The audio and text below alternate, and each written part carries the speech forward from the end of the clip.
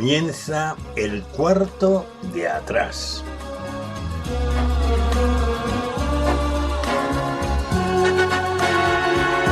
El cuarto de atrás es un tiempo para conversar entre amigos acerca de temas que nos importan. No pretendemos dar sentencias ni valoraciones especializadas, sino aportar las opiniones de personas como tú que se detienen a pensar en asuntos importantes que ocurren en nuestro mundo. El cuarto de atrás abre sus puertas durante una hora para tratar temas de actualidad desde una perspectiva diferente, la mayoría de las veces en tertulia, aunque de vez en cuando también entramos en un tiempo más íntimo y en vez de tertulia es una entrevista. En todo caso, nuestro acercamiento a la actualidad procuramos siempre que sea en perspectiva cristiana, porque esta es una emisora cristiana. Acompañamos el tiempo del cuarto de atrás, o más bien lo sazonamos con 2 o 3 breves pizcas de adobo musical. Preferimos temas de la gran música, también llamada clásica, aunque de vez en cuando escuchamos música de otros estilos y épocas, pero música que agrada escuchar, que motiva, que estimula, ya lo verás. En nuestra tertulia no tratamos de política ni de deportes, porque ya se abordan extensamente en el resto de las tertulias e informativos de todo tipo. Tampoco lo hacemos sobre la vida social de los famosos, aunque citemos a alguna persona tratando de un tema o de una noticia.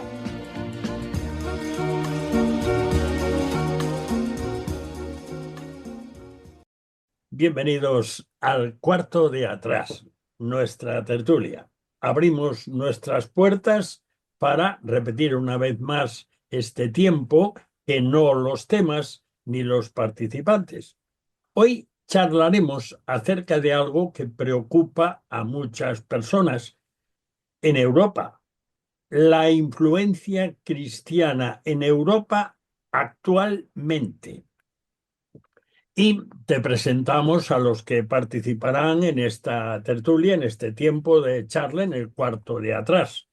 Camilo Esperón, nuestro veterano, y Daniel Ofcan, director de Protestante Digital, y Lourdes Díaz, una veteranísima de la radio. Bienvenido, Camilo. Bien hallado. Buenas noches, bien hallado. Bienvenido, Dani. ¿Qué tal? Gracias, Daniel. Y bienvenida, Lourdes. Hola a todos. Hoy, por razones diversas, faltan algunos más que no han podido estar por circunstancias peculiares. Bueno, comenzamos con el aperitivo. Siempre, el cuarto de atrás siempre comienza con el aperitivo. Y el aperitivo, pues son pizcas de adobo musical, porque el aperitivo es algo cercano a lo de comer. En este caso es un comer espiritual, buena música. Hoy serán del compositor e intérprete franco-polaco, algunos dicen que es polaco o signo de Francia, del siglo XIX, aunque tuvo muchísima relación, Frédéric Chopin, uno de los mayores representantes del romanticismo musical, que escribió casi todo para piano solo. Ha sido uno de los principales músicos de su época, y su genio poético, es un comentarista que lo dice, se basaba en una técnica profesional sin igual en su generación. A los 7 años ya había empezado a dar conciertos públicos. Tocaba el piano con maestría, improvisaba y componía con soltura. Estamos hablando de 7 años, ¿eh? Dio su primer concierto público en un palacio de Varsovia a los 8 años. Frédéric Chopin es conocido por ser uno de los mayores pianistas de la historia debido a su estilo, que cambió la forma de tocar a partir de entonces. O sea, fue un innovador. Entre las obras más famosas de Chopin están sus 24 preludios. Hoy escucharemos 3 de ellos y serán interpretados por otro fenómeno del piano, la pianista clásica japonesa Aimi Kobayashi. Empezó a tocar el piano esta muchacha, Aimi, a los 3 años. A los 7 tocó con la Orquesta Sinfónica de Kyushu. A los 9 ya fue medalla de oro en la categoría junior en el concurso internacional de piano Frédéric Chopin en Asia. Es muy conocida y ha recorrido los grandes auditorios musicales de todo el mundo. Y vamos ya con la primera pizca de adobo musical que estarás deseando escuchar, y no de escucharme a mí, que musicalmente pues tampoco no mucho. Se trata del preludio número 6 en si menor de Chopin, interpretado al piano por la japonesa Aimi Kobayashi. Escuchémosla.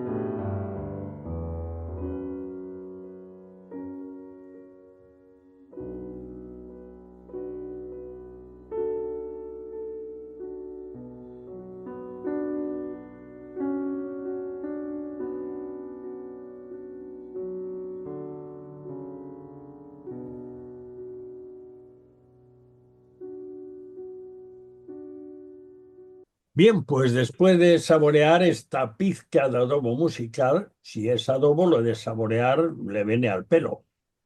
Abordamos el tema para nuestra tertulia del cuarto de atrás de hoy, que ya anticipamos hace un momento. Influencia cristiana en Europa actualmente.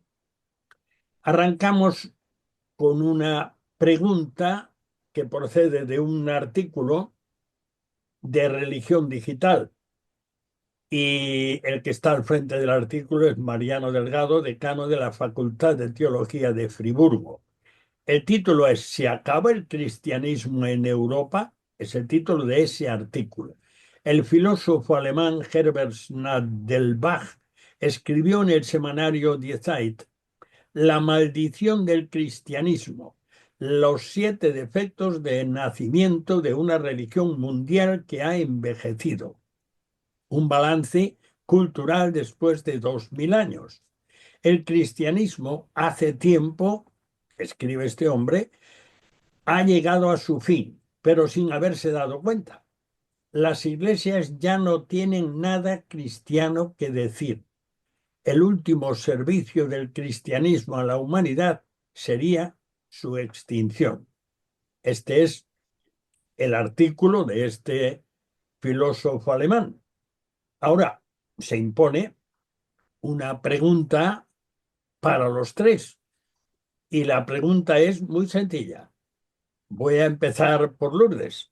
¿Estás de acuerdo que el cristianismo está en extinción, que se va, que desaparece, porque ya no hay nada que decir? ¿Estás de acuerdo, Lourdes?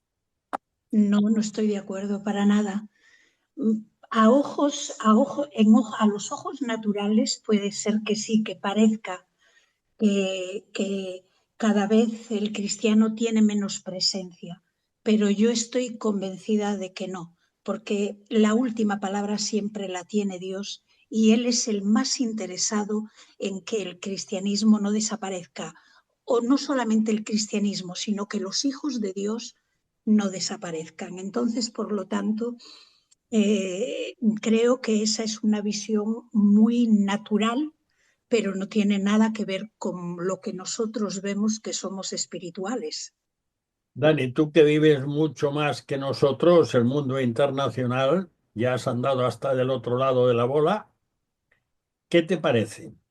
Bueno, aquí habría que ver un poco las cifras también, es decir, estadísticamente es verdad que el cristianismo en Europa no es que vaya tan en retroceso, que quizá también, sino que se ha estancado sobre todo, ¿no? Vive un estancamiento en los últimos años. Y tiene mucho que ver también con el estancamiento de la población, es decir, con el crecimiento propio de población en Europa que también se ha frenado. Entonces, eso por una parte, habría que considerarlo, ¿no? La parte más demográfica o sociológica. Pero luego también está la parte más espiritual, que es la que yo creo que más nos interesa, ¿no? Y ahí yo creo que sí que hay un declive del cristianismo, de lo que podríamos llamar la cristiandad, es decir, el cristianismo oficial, el cristianismo que está anclado en ser más pues una especie de idea cultural que no tiene más que ver que una especie de principios o cierta moral, pero que no va más allá. Y eso sí que creo que está evidentemente en una crisis total en Europa, también en muchas partes del mundo, pero en Europa sin ninguna duda. Y por eso pues el avivamiento creo que es muy necesario en nuestro continente. Camilo, ¿tú qué opinas de este? ¿Tiene razón este filósofo alemán que el cristianismo, el mejor servicio sería desaparecer? Bueno, desgraciadamente, hace muchísimos años que he venido leyendo filósofos y no filósofos aquí en Europa que decretaban que el cristianismo le quedaban pocas generaciones, poquito tiempo. Estamos hablando de Nietzsche, de Paine, de Voltaire, y seguiríamos una lista interminable de gente que predijo que el cristianismo estaba llegando a su fin, pero los tiempos no les han dado la razón, evidentemente. Aparte, no es toda Europa, porque la Europa oriental no está tan decaída. Si vamos a Occidente, sí, desde Alemania, Escandinavia, hasta España, Italia, sí, podemos decir que ahí aparentemente pareciera que el cristianismo está en declive y en cierta manera lo está. O sea, sobre todo, como muy bien decía Daniel, pues sobre todo ese cristianismo oficial, ¿no? Que ha tomado unos derroteros que desde luego son terribles. Es para, digamos, que coloquen en sus puertas, de sus templos, un acta de defunción prácticamente. Pero por otro lado, hay movimientos de renovación que imagino que hablaremos más adelante de esto. Y por tanto, pues, evidentemente no está muerto. Y evidentemente, si se mira a nivel global, a nivel mundial, todo lo contrario. Tendríamos que ser más optimistas que nunca. Ahora hay otra pregunta que es importante que la tengamos clara. La pregunta es muy sencilla. Voy a preguntároslo a los tres, empezando por Lourdes, como antes. ¿Será la hora en Europa? ¿Será la hora del Islam, Lourdes? Pues bueno, yo creo que es el que estamos viendo efectivamente que están viniendo los países islámicos muchísimos. A mí me sorprende siempre cuando veo las imágenes que para mí me da la sensación de que vienen ejércitos, porque prácticamente la gran mayoría son hombres. Y algunas veces uno piensa, nos están colonizando, están llenando Europa de islámicos y estamos siendo colonizados y no nos estamos dando cuenta. Pero por otro lado, fíjate que un poco con la pregunta de antes y con lo que hablábamos tanto Dani como Camilo, yo pienso que al pueblo cristiano ahora mismo le va a venir una prueba bastante difícil y es la de saber mantenernos en el lugar que tenemos que estar. Quizás a lo mejor las iglesias tienen que menguar, pero quizás los hijos de Dios tenemos que aprender a buscar más al Señor en la intimidad. Y no solamente en la intimidad, uno solo allí en su casa, sino aprender a hacer la iglesia, el cuerpo, en lugares mucho más pequeños. Ahora estamos acostumbrándonos a los templos grandes con muchos creyentes, y quizás ahora vamos a tener un tiempo en el que vamos a ver algo muy diferente, más pequeño, más volviendo en los que empezaba la iglesia a hacerse, en los que empezaba a hacerse el cuerpo de Cristo, y que aquellos cristianos que se reunían, que tenían que estar unánimes en un mismo sentir. Pienso que vamos a eso, y que probablemente, aunque vengan muchísimos islámicos, va a seguir habiendo mucho pueblo de Dios en Europa. Estoy convencida. Y además van a salir los más firmes, los que van a estar más llenos de Dios y más queriendo estar llenos del Espíritu Santo. Dani, ¿tú qué opinas acerca de la invasión que decía Lourdes ahora, la invasión islámica? Bueno, el Islam está llegando de manera, por así decirlo, migratoria y demográfica. Es decir, no consigue, o al menos yo no he visto, y seguramente habrá estadísticas sobre ello, que sean una fuerza que esté convirtiendo a las personas de momento. Es cierto que el Islam, en muchos de los lugares donde ha acabado imponiéndose, lo ha hecho por la fuerza. Es decir, acaba siendo una religión en la que cuanto toma el poder o se une al poder político y judicial, de lo primero que hace es prohibir o limitar muchísimo las libertades de religión para otros que no sean los islámicos. Entonces esto produce un efecto bastante fuerte en la sociedad, y lo hemos visto en algunos lugares. ¿Pasará eso en Europa? Yo me inclinaría a pensar que eso no va a llegar a ocurrir. Pero sí que está claro que el Islam es una presencia que, por estas dos causas que he comentado, va a seguir creciendo en Europa de forma, por así decirlo, natural.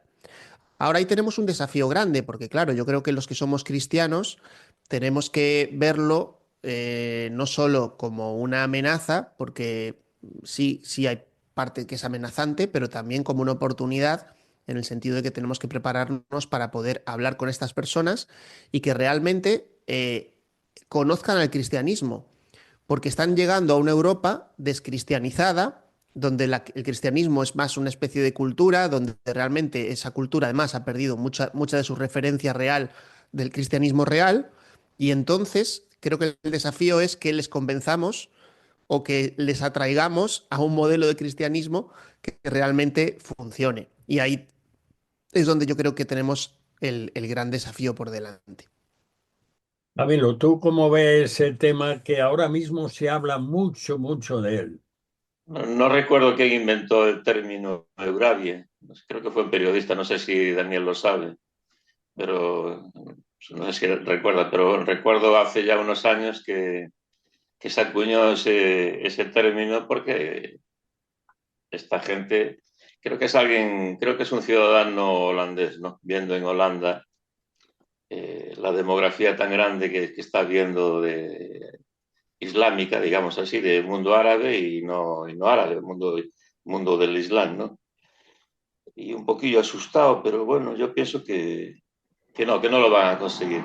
Aunque el plan es demográfico más que nada. Recuerdo hace un tiempo que un pastor evangélico estaba en las Ramblas de Barcelona repartiendo tratados y haciendo evangelismo allí en la calle, y un muchacho musulmán se le acercó con su desparpajo para comentarle: no sé por qué estás perdiendo el tiempo aquí. ¿Y por qué estoy perdiendo el tiempo? Porque nosotros tenemos nuestras mujeres, tenemos muchos más hijos, y llega de un momento que somos mayoría y vosotros vais a quedar eliminados para un lado. Y se lo decía tan campante, ¿no? Porque es un plan predeterminado, no me cabe duda, ¿no? Digamos, los islamistas radicales tienen una enquina con Europa grande y sobre todo con España, ¿no? el color verde es el color de la umma, o sea, del gran mundo musulmán a nivel mundial, y en el mapa de Europa España la pintan de color verde. Para ellos, España es un país musulmán, apóstata, pero musulmán, así lo pintan, ¿no? Y están tan convencidos de eso que, bueno, que ellos regresarán a Granada y regresarán a Córdoba y que podrán ocupar los lugares que en otros tiempos ocupaba Abderramán y compañía, pero yo pienso que no. Porque por otro lado, ese mundo musulmán que está viniendo a España, cuando regresan muchos, regresan siendo creyentes. Creo que es un par de años ya, en el periódico El País venía un pastor evangélico de Marruecos y se había echado valor al asunto y le había escrito al rey de Marruecos que le diera más libertad en su país, porque él consideraba que eran 1 millón de creyentes en Marruecos. A mí me pareció un poco exagerada la cifra, la verdad. Yo sabía que había creyentes en Marruecos y que estaban bastante escondidos, por decirlo así, incluso dentro de sus familias, como tú comentabas la semana pasada, muchas veces entre hermanos o padres e hijos no saben cuáles son miembros del cristianismo o no, hasta tal punto llevan eso, ¿no? Pero al lado de Marruecos, Argelia, está habiendo un avivamiento precioso entre los cristianos, sobre todo en la región del Atlas. Y hay oposición del gobierno contra ellos, les ha cerrado templos, pero por otro lado está habiendo un resurgir, digamos, en el norte de África.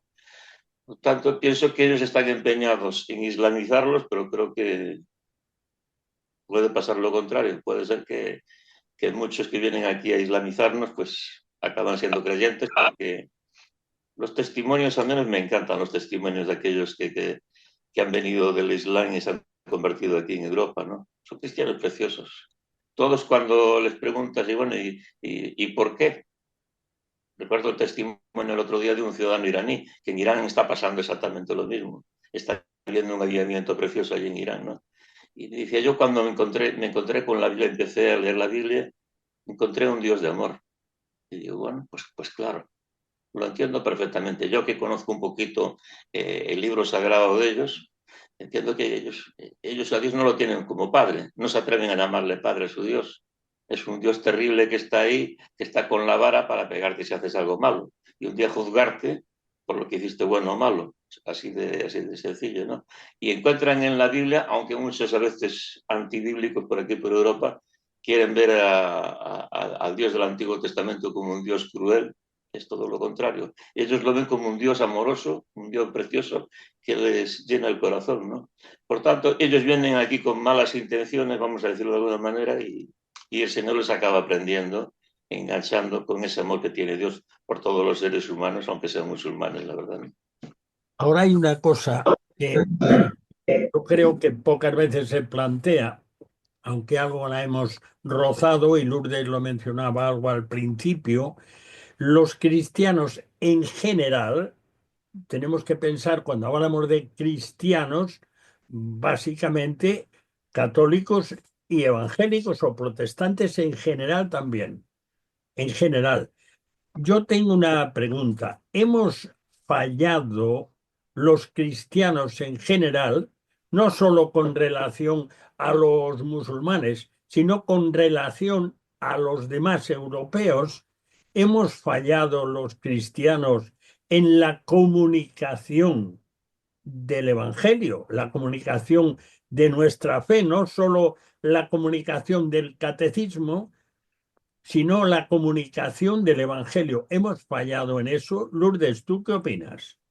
Yo pienso que sí, que hemos fallado, y que seguimos fallando, porque muchas veces adoptamos cosas de otras culturas y las metemos dentro de lo que es nuestra fe, y practicamos cosas que no están en la Biblia, por ejemplo. Y quiero ir a celebraciones concretas o a situaciones en las que los cristianos caemos en las costumbres de aquellos que no tienen un encuentro personal con el Señor. Los que tenemos un encuentro personal con el Señor sabemos que hay cosas en las que ya no tenemos que caer, no tenemos que celebrar, ¿Qué ven en nosotros de diferente? ¿Qué es lo que nosotros podemos ofrecer a otras personas que sea diferente a lo que ellas han practicado, a lo que ellas han creído? ¿Cómo podemos convencerles de que nosotros tenemos un Dios vivo y un Dios real? Pues viviendo de la manera que nos dice la palabra, siguiendo el patrón que nos dejó Jesucristo. Eso es muy importante, pero cuando nos salimos de esas cosas y queremos adaptar, que si esta celebración la podemos tomar porque esto aquí podemos encajarlo, aquello otro podemos encajarlo aquí, esto podemos decirlo para no ofender a los otros, cuando vamos con ese cuidado de no querer molestar, de no querer ofender, de parecernos, de querer integrar, ahí estamos fallando, porque no estamos mostrando la diferencia y no estamos mostrando además el verdadero evangelio, que es el que un día nos enamoró a nosotros, porque a mí me enamoró la persona de Jesucristo y me sacó de la religiosidad y me sacó de las vanas maneras de vivir y me rescató incluso de aquellas costumbres viejas que había, familiares. Me rescató de todas esas cosas y me dio una nueva identidad y además me dio una nueva visión sobre la vida. Entonces, eso me enamoró y me enamoraron aquellas personas que me mostraron a ese Dios vivo, a ese Dios diferente. Por eso estamos fallando, porque cuando queremos ser políticamente correctos, entonces estamos dejando la verdadera esencia del cristianismo a un lado para adaptar las cosas de Dios a las cosas de este mundo. Dani, tú que eres un hombre de comunicación a nivel mundial, ¿tú cómo ves ese tema? Porque es verdad que vivimos el momento en el cual desde aquí yo puedo hacer llegar algo que se sepa en Nueva Zelanda, al otro lado de la bola, pero al mismo tiempo nuestro mensaje, lo que comunicamos, está siendo no efectivo por algo. Bueno, está claro que siempre va a haber una parte que tiene que ver con nuestra comunicación y lo que apuntaba un poco Lourdes, que era la coherencia. Muchas veces lo que se dice luego no se vive y eso se ve. Entonces, ahí tenemos algo que decir. Y creo que a nivel general, como tú apuntabas antes, ¿no? Nos decías de a nivel general, como cultura cristiana, por así decirlo. Yo creo que en eso está claro que sí hemos fallado, porque hemos ido perdiendo quizá la referencia cristiana para muchas cosas y sustituyéndola por otras ideas o por otras ideologías que se han ido sustituyendo a nivel general, que han ido tomando preponderancia y que realmente cuando ves el resultado de esas filosofías y de esas ideologías puestas en marcha, ves que fracasan. Entonces esto no solo lo vemos nosotros, lo ven también las personas que vienen de fuera, ¿no? Y dicen, bueno, el cristianismo no tiene nada que ofrecerme porque mira la propuesta que hace. Y es realmente porque no están conociendo al verdadero cristianismo, ¿no? Entonces ahí tenemos ese desafío, ¿no?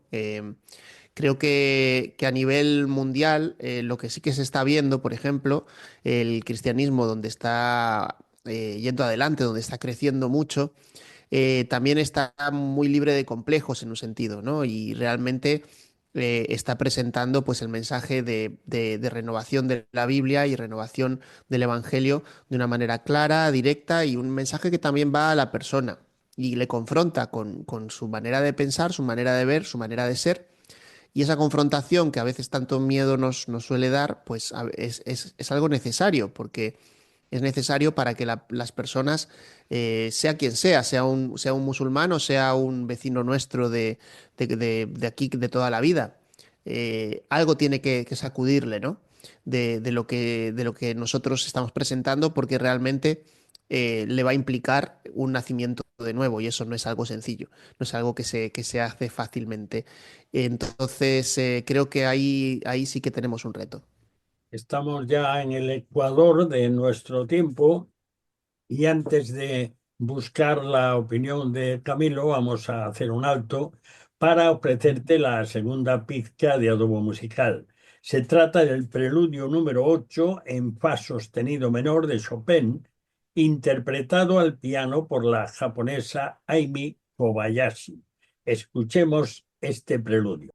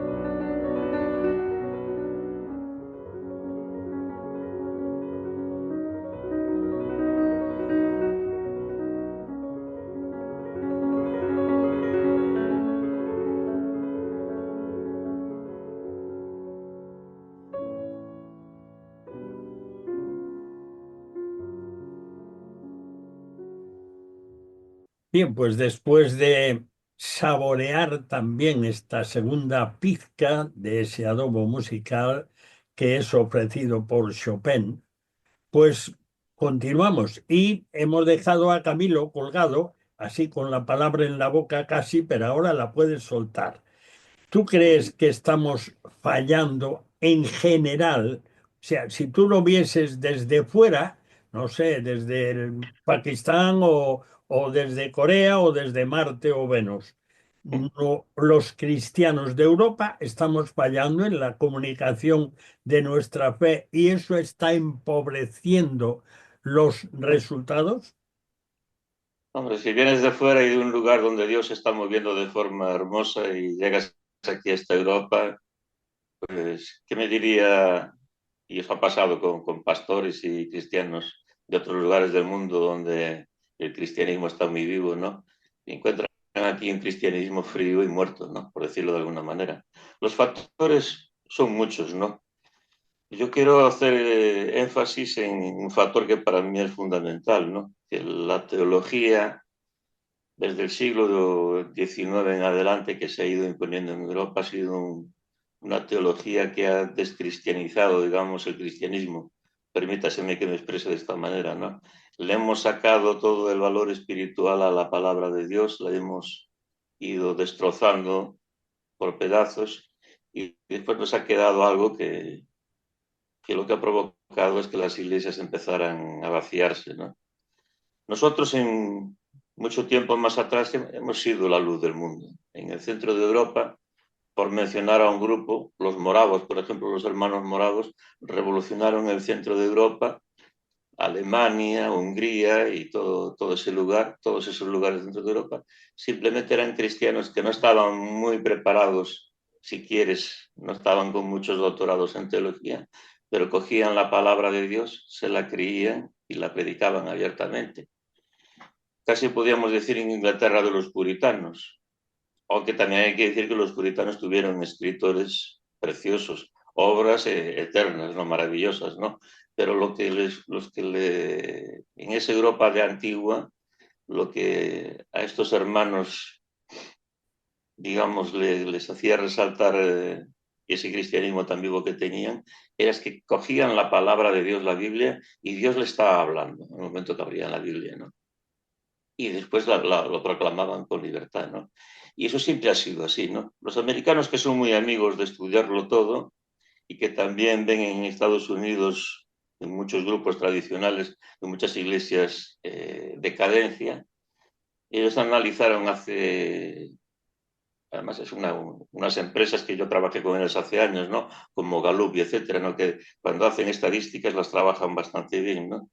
Y dicen, ¿qué grupos cristianos en Estados Unidos son aquellos que, digamos, no han decaído? Sus membresías no van para abajo, sino que se mantienen ahí y están, digamos, en movimiento y creciendo, ¿no? Se han quedado con los bautistas del sur, evidentemente, con un grupo cristiano muy importante en los Estados Unidos, y con los pentecostales. Hablando de un poquito de todo, ¿qué les puede diferenciar a los pentecostales o bautistas de otros grupos? ¿Que tienen una mejor teología? No voy a decir eso. No voy a decir eso. Pero sí lo que te puedo decir es que se creen la Biblia y la proclaman. Y proclaman a ese Dios en los medios que le vienen a mano, ¿no? Y se creen la Biblia. Y esto no pasa en esta Europa. En esta Europa tenemos, cuando esos grupos de investigación y de opinión han indagado aquí en Europa, se han encontrado con iglesias, con pastores, que a veces hasta son ateos. Ya no digamos que han cogido la Biblia y dicho, bueno, esto como inspiración, ¿qué vamos a decir que está inspirado? Bueno, yo leo la Biblia y a veces me inspira, ¿no? Y eso es la inspiración que yo creo. Ni a eso, algunos han declarado hasta ateos. Y cuando le han preguntado por su ateísmo, dicen, bueno, es que yo veo que estando aquí ejerciendo como pastor, digo yo para mis adentros, bueno, por el sueldo que tienes también en tu país, ¿no? Por estar ahí ejerciendo ese pastorado. Pues se agarran a la labor social que están haciendo y eso les llena y con eso tienen suficiente. Y digo, ¿qué hace la iglesia? ¿Qué hace el pueblo de Dios? Si está en un lugar y te presentan ese cristianismo, lo acabas dejando, lo abandonas. No digo que ese sea el único factor, pero creo que es un factor muy importante, ¿no? Y lo que yo estoy viendo, que a pesar de todo eso, sigue habiendo en Europa un movimiento, hay movimientos cristianos importantes, hasta en la política se están metiendo algunos, movimientos de renovación por Alemania, por Holanda, por esos lugares donde más aparentemente ha ido decayendo, que digo, bueno, yo veo aquí pues la renovación, veo aquí un principio de que esta Europa puede resurgir, ¿no?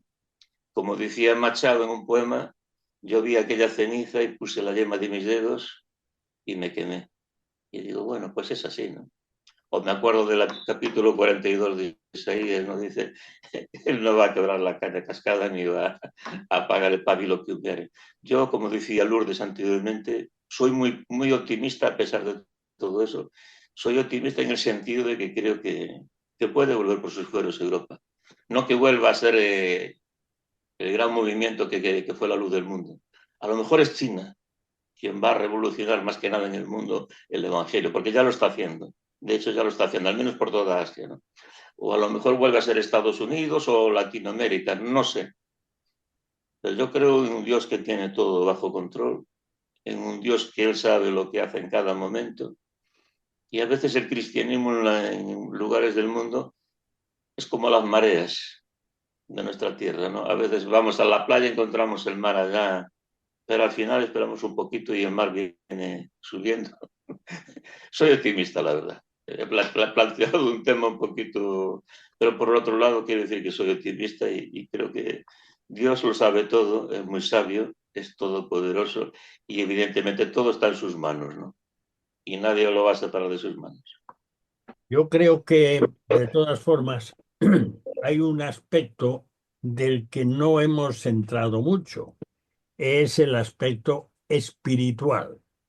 Pero hace muy pocas fechas yo leía un artículo en Protestante Digital hablando de la entrada seria y para que funcione en el ámbito también de la comunicación evangélica o evangelística el mundo digital.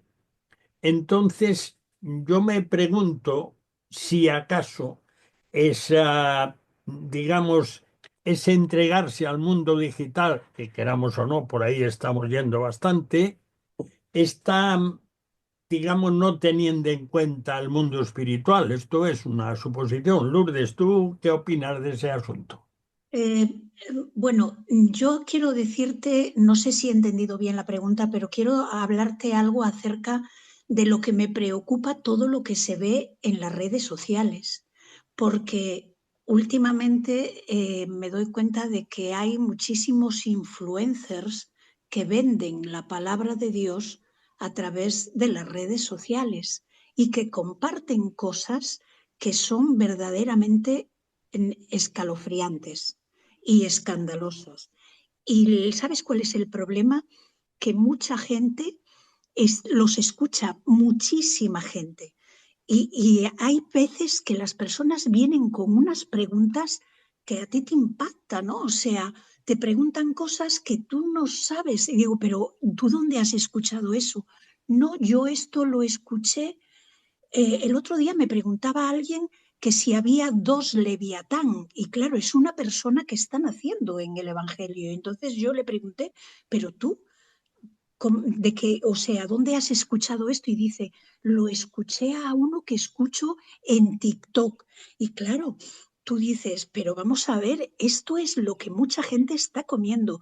Y además, mucha gente está dejando de congregarse, de ir a las congregaciones y se queda escuchando a los predicadores que hay por las redes sociales y que no digo que haya gente que comparte cosas que son muy buenas, pero que hay gente que comparte cosas que son muy peligrosas.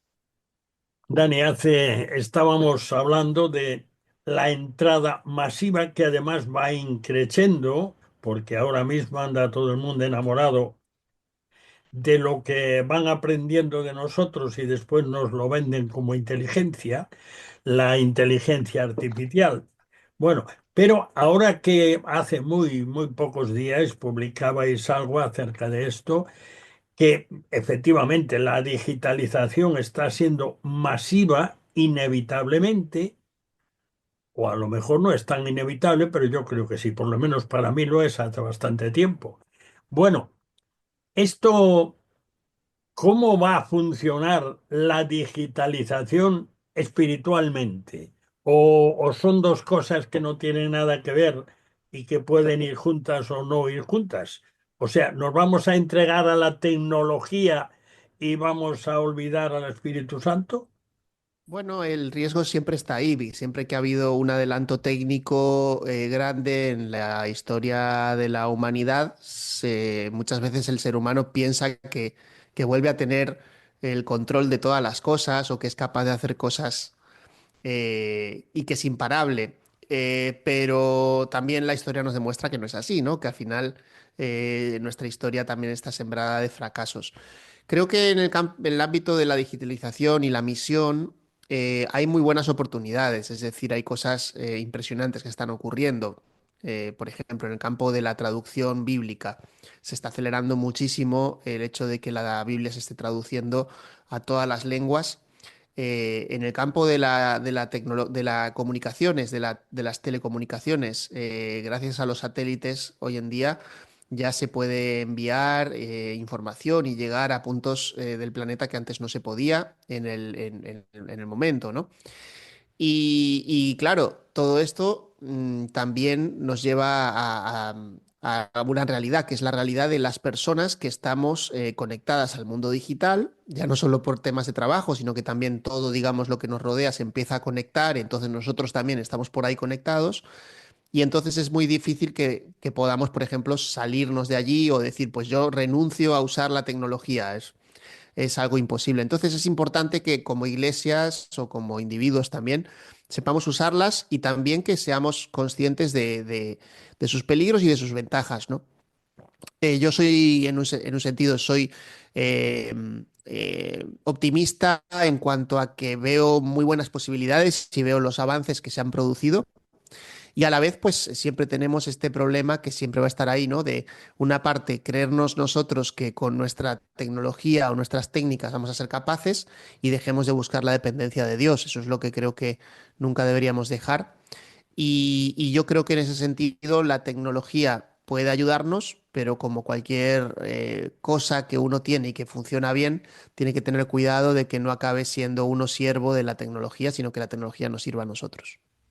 Camilo, siguiendo con el mismo tema, ¿tú cómo ves el asunto? ¿Tú te colaste en la tecnología de las comunicaciones y de la informática en los principios digamos, generalizado, sobre todo en la empresa.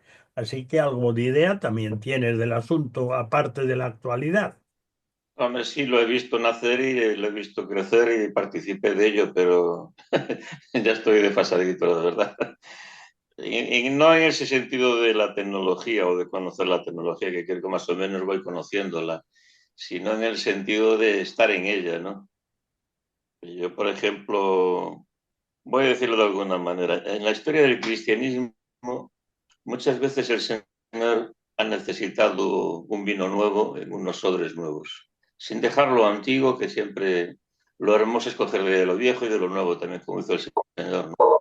Pero a veces se necesita unos odres nuevos y yo me doy cuenta de que en mis tiempos, si retrocedo unos 40 años atrás, que es cuando comencé, ahora pues las cosas han cambiado muchísimo en muchos aspectos. Yo disfrutaba y veía cómo el Señor hacía maravillas cuando yo predicaba en la calle hace 40 años. En la calle, en las playas, por ahí. Hoy en día es impensable eso. Hace yo, no sé, poco tiempo, quise rememorar los viejos tiempos y me puse encima de una caja roja que está de moda por en algunos lugares del país y no me hacía caso ni el tato, ¿no? Y en aquellos años yo miraba muchas veces la gente tocada y estabas con el micrófono en la calle, mirabas las lágrimas en los ojos de muchos transeúntes, ¿no? Y parados, escuchándote. Hoy es impensable. Entonces, las cosas han cambiado, pero para peor, a lo mejor no. Dios está actuando de otra manera, porque yo estoy viendo una juventud preciosa, gente como Dani también, que está en otra generación, no la nuestra, y está ahí trabajando en su campo y otros en otro campo, y estoy viendo que se hacen una labor preciosa, ¿no? Ahora, pues, te pongo como ejemplo mi hija, 21 años, está en su cuarto año ya estudiando, pero ha venido de vacaciones en Navidades, y si te quiero decir que no le he visto ni un minuto viendo la televisión, ha estado con su ordenador, sus cosas, a veces viendo las cosas en inglés o en castellano, riéndose, disfrutando con muchos hermanos en la fe, disfrutando de su cristianismo, viéndole ese amor que tiene por el Señor. Pero ni cuando yo le he dicho, mire, que sea una película muy buena, una película de culto en la televisión, ¿quieres ver la película conmigo? No me lo dijo abiertamente, pero casi me echó una mirada como diciendo, papá, eso es para ti, para los que sois fósiles ya con patas, ¿no? Pero en el fondo digo, pues es otro mundo. Yo no tengo redes sociales prácticamente. Ellas sí las tienen, pero no veo que decaiga el amor por el Señor, que no decaiga las ganas de ganar a otros en seres, llevarlos a los pies de Cristo. Les veo haciendo obras preciosas a muchos jóvenes y de muchas congregaciones. Y les observo y digo, Señor, tú eres maravilloso. Eres maravilloso. No les entiendo, no participo de su forma mejor de adoración, tanto como ellos quisieran. Todo es diferente. Todo es diferente hasta cierto punto, ¿no? Pero lo que no es diferente es el amor que tienen por el Señor, que compartimos los mayores y compartimos aquellos que llevan muchos años, como tú, Daniel, y yo, que pues eso, esas canitas ya están ahí y nos sigue enamorando el Señor, pero ves que lo que viene atrás no está decaído, ¿eh? No está para tirar, al contrario. El Señor está ahí. Yo a veces he sentido decirle en una charla, cuando me ha tocado darle una charla a estudiantes o universitarios, que el Señor me ha permitido que compartiera con ellos alguna vez. Sí, de acuerdo que hay cosas que a lo mejor pues nosotros hemos conservado más que ellos, o más conocimiento en un aspecto y ellos más conocimiento en otro. Pero he sentido desde el fondo de mi alma decirle, oye, vosotros podéis ser la generación de la última batalla y la mejor generación. De verdad que lo creo, sinceramente. Creo que puede ser una generación maravillosa. Bueno, tú, Y por tanto, después de todo este declive en Occidente que hemos hablado, en el fondo yo quiero dejar este mensaje y decírmelo a mí mismo, aunque estoy muy convencido de ello, que el Señor no está dormido, el Señor no está muerto y el cristianismo evidentemente no está muerto, está muy vivo y lo veremos. Y si Bueno, tú y yo, Daniel, que ya tenemos más de 18 años encima, si Dios quiere, vamos a ver una generación ahí que vamos a quitarnos el sombrero. en todo caso, es un hecho que conocemos, que vivimos, que respiramos, que palpamos, con el que nos encontramos en la calle, cuando tomamos un café, cuando vamos en el bus, que hay un declive muy serio de tomar a Dios en serio en nuestra querida Europa y en nuestra queridísima España. Eso es un hecho. Ahora, ante ese hecho, yo os pregunto y me pregunto yo también, ¿podemos hacer algo para cambiar las cosas en las manos del Señor, desde luego? Pero ¿podemos hacer algo para cambiar las cosas? Lourdes, ¿tú qué opinas? Yo pienso que sí, que siempre tenemos infinidad de herramientas porque el Señor nos ha dejado herramientas para que podamos trabajar y para que podamos seguir extendiendo la obra.